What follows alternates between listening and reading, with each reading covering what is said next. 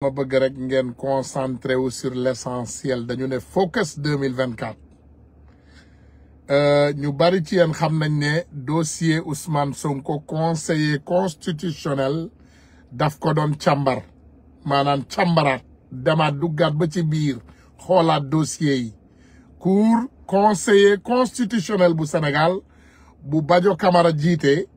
dañu doon xoolaat document wu Ousmane Sonko léegi résultat yi laa leen di indil de notre frère Amadou Ba mu Pastef boo leen demee ci page Facebook am aussi di ngeen ko fa fekk waaye décision bii la conseil constitutionnel jàpp dafa ne ngeen bàyyi xel bu baax a baax analyse yi duñ ko révéler tappalekat yi duñ ko révéler Conseil constitutionnel dans sa décision arrêtant et publiant la liste des candidats à réintégrer Ousmane Sonko dans le fichier électoral maanaam conseiller constitutionnel dugalaat nañu Ousmane Sonko ci fichier électoral bi de toute façon léegi nag dans le fichier électoral lui reconnaît nee nañu ñu ngi koy reconnaître l'intégralité de ses droits civiques maanaam conseil constitutionnel bu Sénégal reconnaître na droit Ousmane Sonko civique yi yëpp pour ne waa jii de mën naa nekk candidat waaye ñu déglu ngeen déglu léegi tout ce qu'il rapproche lenn rek la ñu toppee président Ousmane Sonko ne amu ko bu leen fàtte waxoon nañ leen ko ndax demoon na caisse des dépôts et de consignation ba Ayib Daffé gars yi jox ko document mais document biñ ko jox dafa am li desoon léegi lenn rek lañ koy rapproché mooy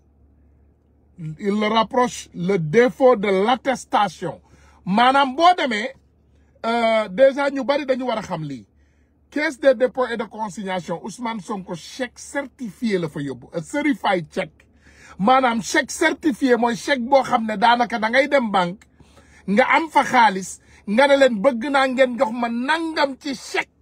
un chèque certifié mooy loolu léegi boo demee waa caisse des dépôts dañ lay jox reçu maanaam ne la waaw yow sa xaalis bi jot nañ ko léegi dafa war a am leneen lu tudd attestation léegi attestation boobu nee nañu loolu la ñu amul donc loolu rek la ñu mën a gàllankoore le président Ousmane Sonko te attestation boobu kan moo koy joxe mooy ki nga xam ne moom moo jiite caisse des dépôts et de consignation muy nitu Macky Sall bandi boobu nekk caisse des dépôts et de consignation waa ji Sall ki nga xam ne maanaam moom ak Ousmane Sonko lim ko meree du benn affaire rek de kooku moo fenoon dem ci maanaam frère wu Marème Faye Sall bi muy waa ji frère wu Marème Faye Sall kii Faye waay Mansour Faye kooku moo demoon feni ci Mansour Faye ne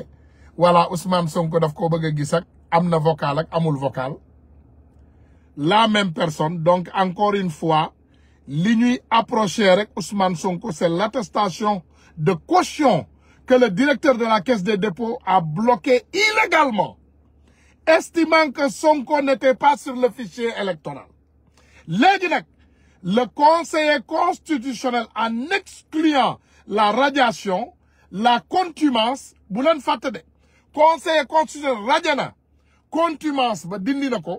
dindi na radiation bi aussi ci liste électorale yi donc lenn moo ci des ba pare encore mu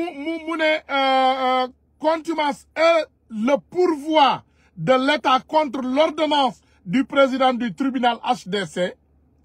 a considéré que la candidature de Ousmane Sonko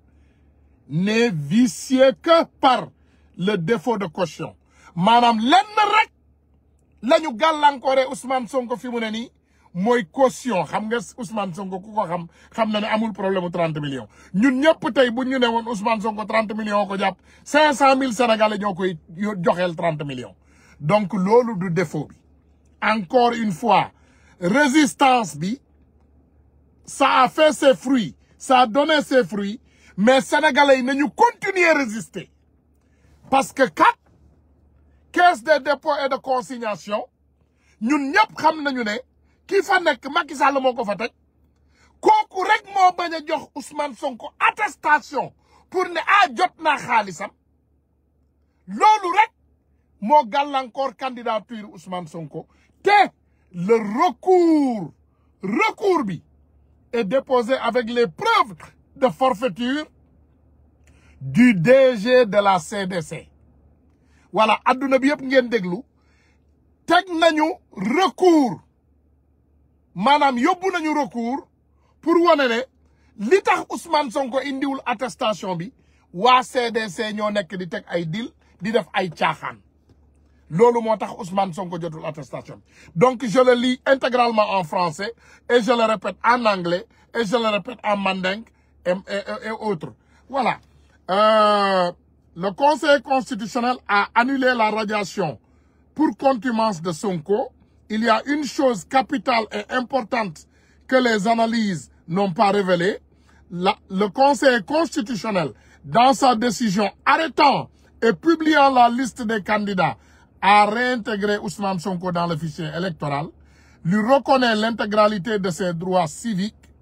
Tout ce qu'il rapproche à sa candidature, c'est le défaut de l'attestation de caution que le directeur de la Caisse des dépôts a bloqué illégalement,